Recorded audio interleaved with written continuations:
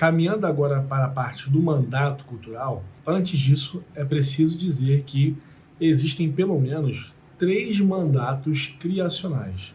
Mandatos que foram dados aos homens lá no Éden, antes da queda. Primeiro, é o mandato espiritual. O mandato espiritual tem a ver com a própria relação que o homem tem com Deus. O tipo de relacionamento que o homem tem com o seu Criador. Então esse é o mandato espiritual. O segundo é o mandato social, que tem a ver com a própria reunião de homens, no sentido de Deus deu a Adão a própria Eva. Ele disse que não é bom que o homem esteja só.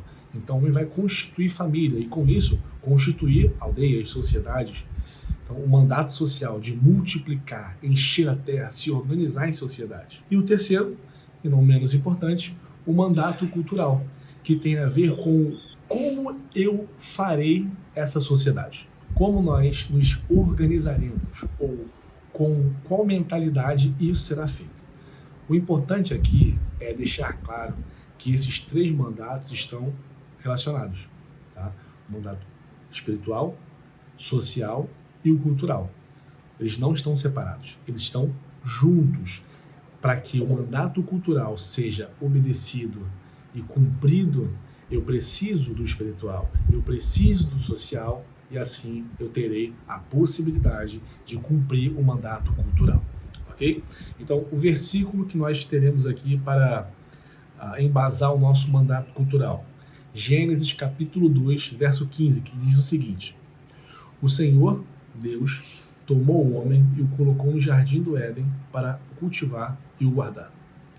Gênesis capítulo 1, verso 28. E Deus os abençoou e lhes disse: sejam fecundos, multipliquem-se, encham a terra e sujeitem-na. Tenham domínio sobre os peixes do mar, sobre as aves dos céus e sobre todo animal que rasteja pela terra. Ou seja, dominem, sujeitem-na. Então, se organizem, mas se organizem dominando, né? Fazendo aquilo que vocês devem fazer. E lembra, nessa época aqui, o pecado não havia entrado. O que isso quer dizer? Que a própria dominação e a própria sujeição era feita plenamente para a glória de Deus. Não havia sentimentos de tirania, sentimentos ruins, motivações pecaminosas para dominação e sujeição. Não, era tudo feito conforme a vontade de Deus. Isso é muito interessante. Deus disse: façam isso e continuem fazendo, segundo a minha vontade, segundo os meus propósitos, segundo aquilo que realmente me agrada e honra o meu nome. Então o mandato foi dado dentro desse cenário. Ou seja, Adão, ele não é um homem independente para cultivar e guardar um jardim segundo a sua própria cosmovisão. Ele não vai olhar agora para o leão e dizer: leão, eu vou fazer com você agora segundo a minha própria vontade e meu querer.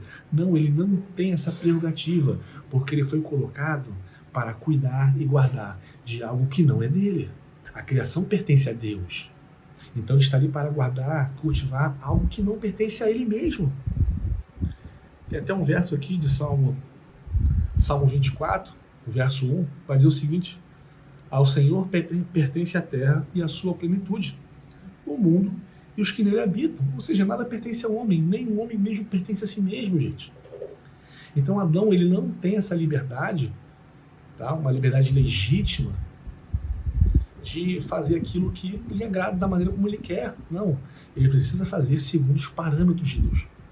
Adão não é livre legitimamente para interpretar o mundo. Ele precisa da interpretação do próprio Deus para viver nesse mundo. Ele precisa da própria narrativa de Deus, para que assim ele tenha essa narrativa e viva sob a narrativa do próprio Deus. De maneira geral, o que nós temos aqui? Nós temos uma situação muito clara de que não há uma diferença religiosa entre trabalho. O trabalho de um professor, o trabalho de um jardineiro, o trabalho de um pastor, religiosamente, é o mesmo tipo de trabalho. Por quê?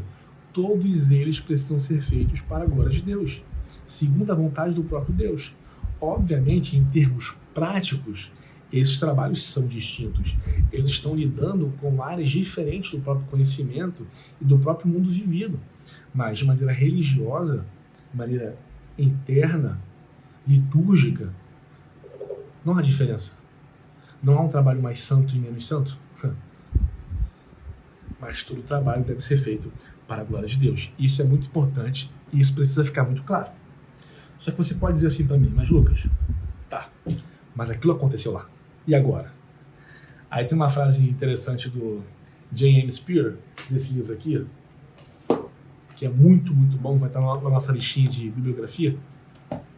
Ele vai dizer o seguinte: toda vida é historicamente orientada. E todo aquele que negligencia o aspecto histórico de um assunto não pode entendê-lo nem avaliá-lo corretamente. O que nós temos hoje, no ano de 2023, em relação à matemática, em relação à jardinagem, à engenharia, ao direito, são deturpações daquilo que deveria ser feito, do original. Lembra da terra-referência?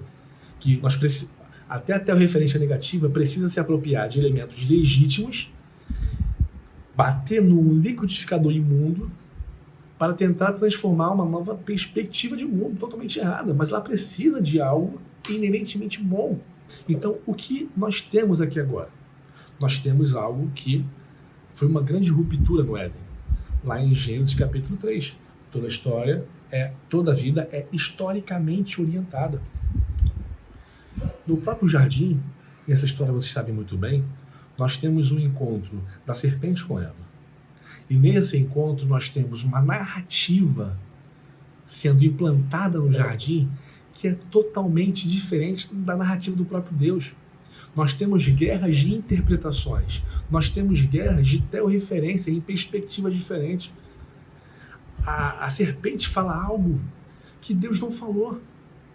A serpente quer lançar um novo significado àquilo que Deus já havia lançado. Então Eva, junto com seu esposo, eles comem do fruto e o homem cai. E a partir dessa queda, a visão dos homens sobre aquilo que eles devem fazer agora está totalmente manchada. O homem, ele cai totalmente, ele cai na sua consciência, ele cai no seu corpo, porque a morte agora é uma possibilidade muito real. O homem está em queda infinita.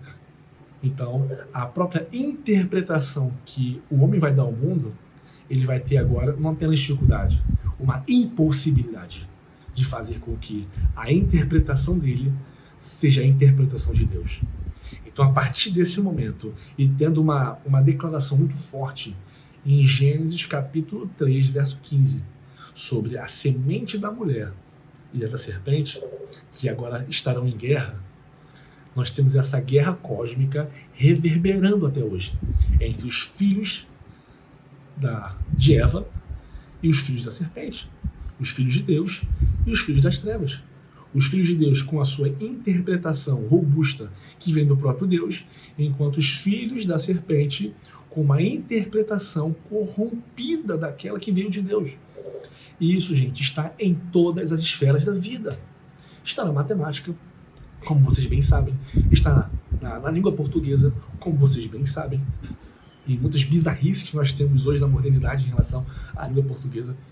Está sobre a relação do dinheiro, em relação dos prazeres, né, do próprio sexo em si, do próprio casamento. Enfim, nós temos essa guerra cósmica entre os filhos de Deus e os filhos da serpente. E o que eu quero dizer com isso? Eu quero dizer que, mesmo com essa guerra cósmica e com a queda de Adão no Éden, a terra-referência é uma realidade que nós não podemos escapar. O mandato cultural é uma realidade que nós não podemos escapar. Abraham Kuyper, em um dos seus livros, que também vai estar aqui na nossa bibliografia, livro que eu vou citar em outras aulas mais a fundo, ele vai dizer o seguinte, que a religião cristã é uma religião abrangente. O que isso significa? Que a religião cristã, ela precisa te abraçar por completo em todas as suas maneiras de expressar vida, ou em todas as suas áreas da vida. Eu não gosto muito desse termo, né? A sua área financeira, a sua área familiar, a sua área de educação. Não, o homem não é dividido em categorias. Eu sei que categoria é bom para, didaticamente, né, separa o nosso dia, os nossos afazeres, mas aquilo que você é precisa ser o completo. Aquilo que você é na igreja tem que ser aquilo que você é estudando, aquilo que você é em casa, porque não existe essa distinção. Lembra que eu falei? Em relação ao trabalho religioso, é o mesmo, porque fazemos tudo diante de Deus. O que eu quero dizer com isso? Que o homem cristão, a mulher cristã, precisa se encontrar dentro dessa perspectiva de estar dentro de uma religião onde toda a sua vida precisa ser influenciada, onde toda a sua vida precisa apontar pela referência a Deus, no mandato cultural, de fazendo o que tiver que ser feito, mas na interpretação, com a narrativa de Deus, não com a narrativa do mundo, não com a narrativa pagã, ímpia, rebelde, mas com a narrativa do próprio Deus. E as interpretações desse mundo, Deus já colocou na sua palavra revelada. É isso. É isso que nós temos. Avançando mais um pouquinho, nós podemos agora entrar na própria relação do mandato cultural, referência e ensino de matemática.